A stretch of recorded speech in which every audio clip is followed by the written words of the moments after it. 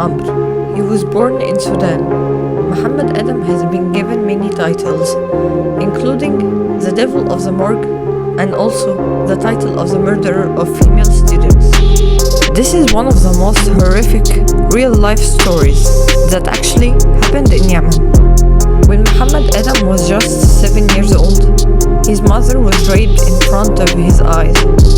When his father knew, he decided to take revenge for his wife, so he kidnapped the perpetrator of the crime and brought him to their home.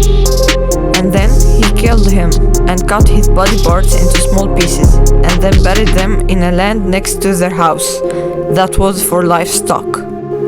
All these details happened in front of the eyes of Muhammad, who was only 7 years old. After many years, Muhammad worked in a morgue in Khartoum called Darman. He specialized in washing the dead that came to the morgue, and he gained great experience during his work there. Then he applied for a job in Kuwait and actually traveled there to work in the same specialty, which was washing the dead. After that, he returned to Sudan and remained there until 1995. During this year, he traveled to Yemen, worked there in Sana'a General Hospital, the hospital where Muhammad worked, and the medical college were one building. When Muhammad Adam settled in Yemen, he tried to build strong relationships with the medical students, and he gained notoriety among them for his ability to engage in many illegal activities, such as taking bribes to obtain body parts for them, which they needed for certain studies and research. And often, he would convince his students that he could help them succeed in exams in exchange for money because of his good relationship with their professors. And of course, all of this was illegal and secretive.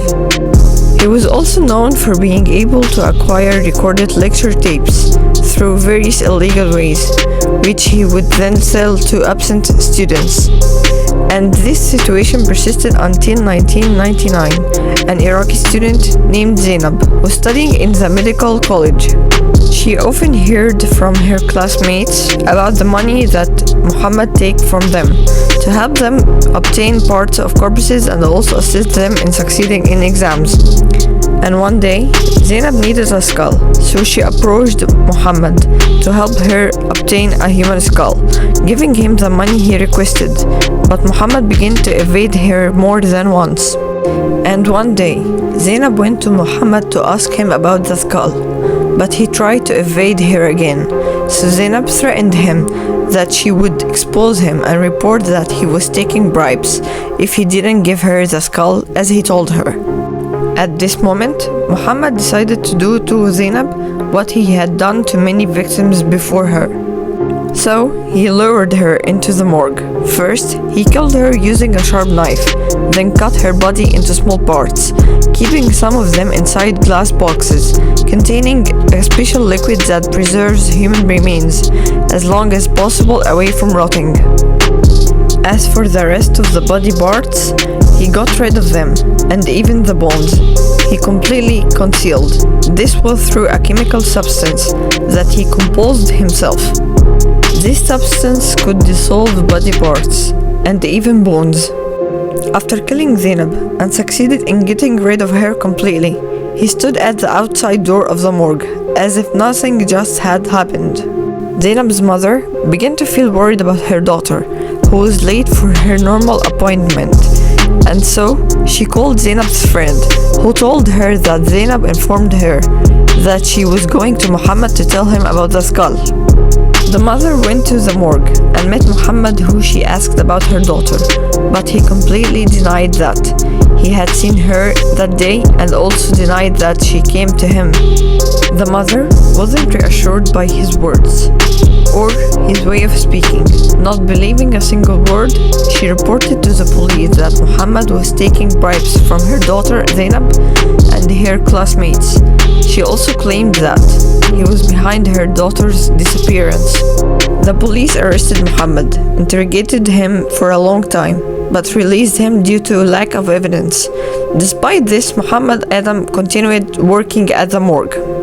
However, something happened unexpectedly and exposed his heinous crimes.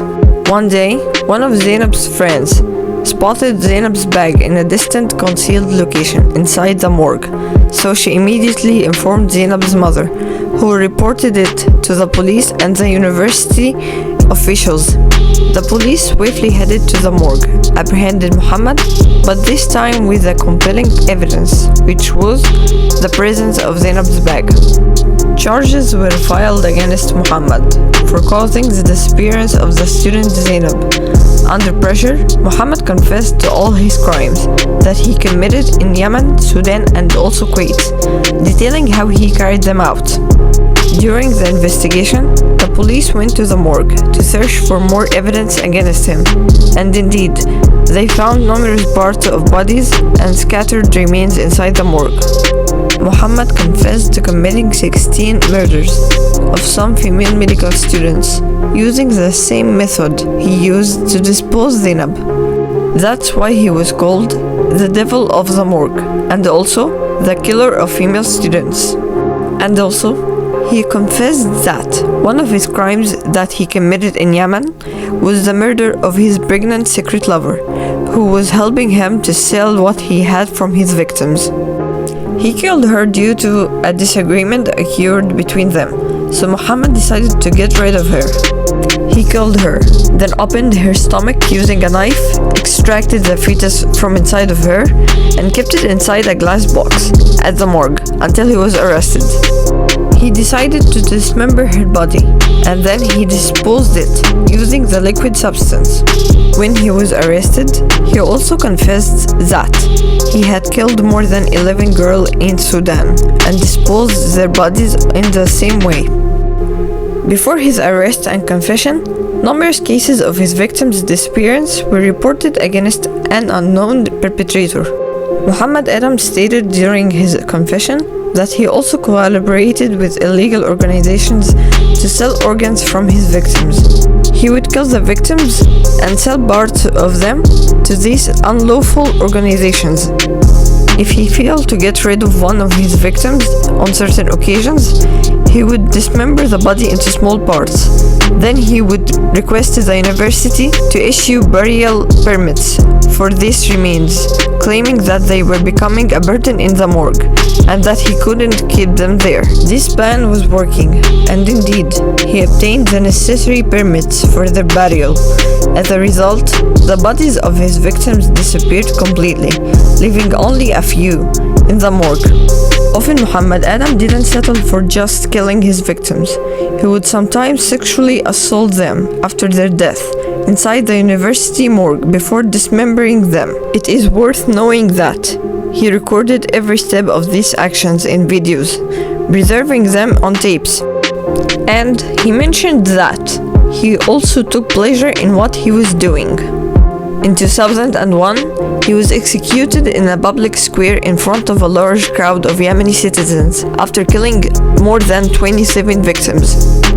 Thank you for watching. If you liked the video, don't hesitate to subscribe to the channel to receive all new updates.